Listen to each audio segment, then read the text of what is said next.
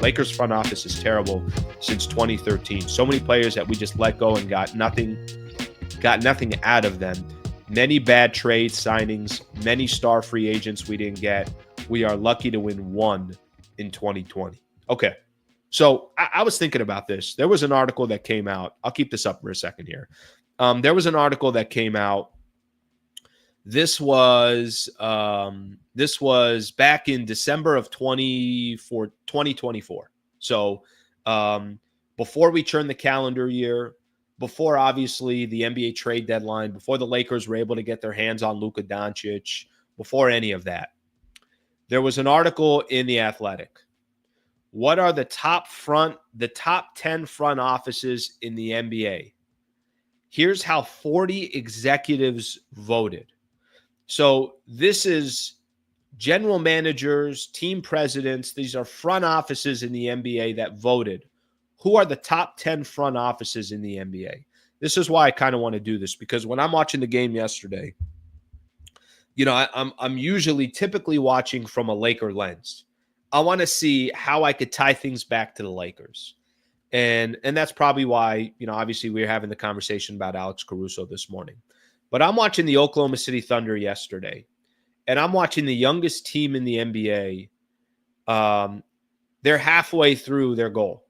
Shea had some quotes yesterday after the game, and Shea was like, I forgot, I'm thinking off the top of my head, but ESPN, the interview right after the game, and they're asking him, what does it mean to get to the Western Conference Finals? He's like, well, what it means is we're just one path closer to what our ultimate goal was, right? Like just kind of a very professional answer from Shai Gilgeous-Alexander. By the way, if you're looking for a face of the NBA, why do more people not talk about Shai?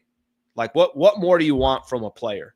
I mean, honestly, like I know everybody's looking for the sexy highlights. Go watch Shai Gilgeous-Alexander play basketball.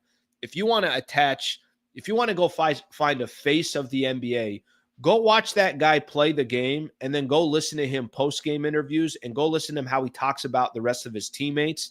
And we won this game because of this player, that player. I mean, I love that it's Shai versus Anthony Edwards. I love that you have two potential players that could be the face of the NBA. But damn how everyone is just selling Anthony Edwards and no one wants to talk about Shai. That part I don't understand. Shai Gilgeous-Alexander is real deal. Is a phenomenal player and can very well win an NBA championship in the next 30 days or so. We'll see what happens. By the way, maybe if Anthony Edwards gets past Shai, then maybe that conversation shifts. But, I mean, if we're taking some votes here, who we want to be the face of the NBA, take a look at Shai.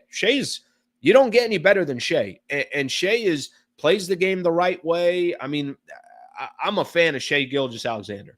So let me go back to top front offices in the NBA. Watching the Thunder yesterday, a couple of things go through my mind. It's like, how do they have so many young players? Wow, the Hartenstein, Alex Caruso signings, obviously first the trade, then the signings. It's like those were exactly what they needed to add to whatever they were building. They didn't go out there and go try to trade for a KD. They didn't go out there after they lost in the playoffs and completely said, let's blow this thing up.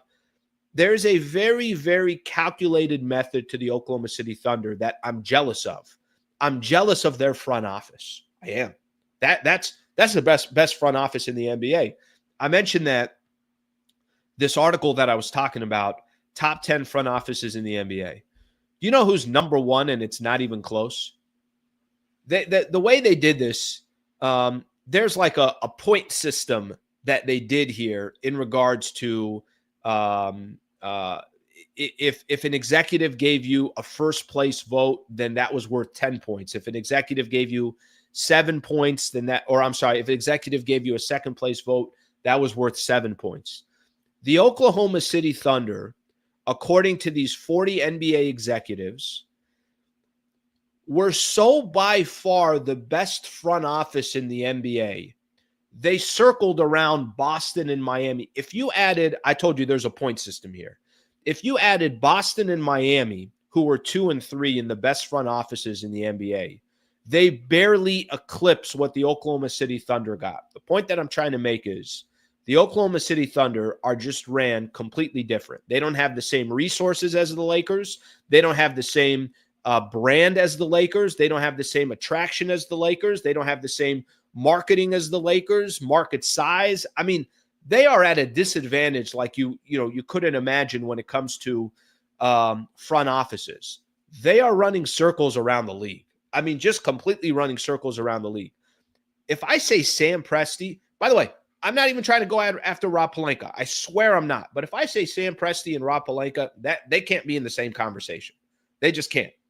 I mean, if you pay attention to what the Oklahoma City, and by the way, this is how the Thunder front office is compared to basically every other front office in the NBA, other than maybe Boston, or if you want to look at Miami, just because of what they've been able to do over the years. I think the Knicks out of nowhere have become a pretty decent front office of where they're sitting today. Maybe you want to look at Golden State, Cleveland, San Antonio. Maybe there's some other teams that you want to look out there. But the Thunder are the class of the NBA. They are the complete class of the NBA. This is what's crazy about this Thunder team today. To me, this is what's crazy. They got to the NBA Finals, if you guys remember, back in the 2011-2012 season. That's when they got to the NBA Finals. We know that franchise, basically, Kevin Durant decided to leave. Their chance of winning an NBA championship was done. By the way, they'll also be remembered for one of the dumbest trades in NBA history when they traded James Harden. Comes with the territory. But what they've done since they lost KD and competed for a little bit, traded for Paul George, then decided it's time to sell off, and then went through a complete, no. We are going in the complete different direction. We cannot win a championship the way we're sitting here today.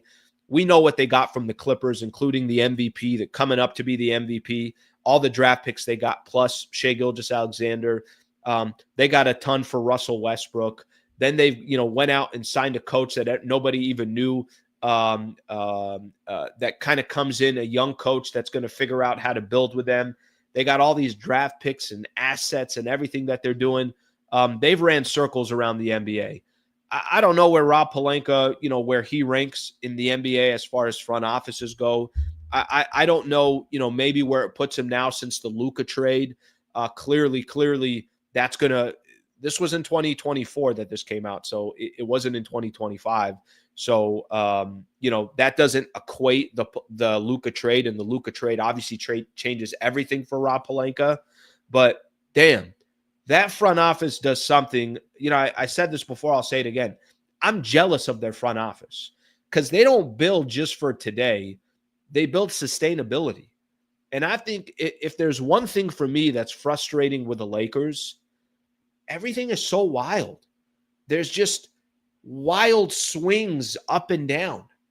There's not like this, we got a path, we got a course, we know where we're going, we're following this course, and every single year it just feels like they're building towards something.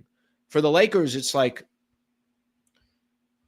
throw as many things up at the wall as possible, and if something doesn't stick, tear down that wall and try a different wall. I mean, they're just, again, the sustainability thing is what I'm talking about. What would be really, really nice for the Lakers is that they eventually become a franchise where, year in and year out, they're competing, they're competitive. There isn't these wild roster changes.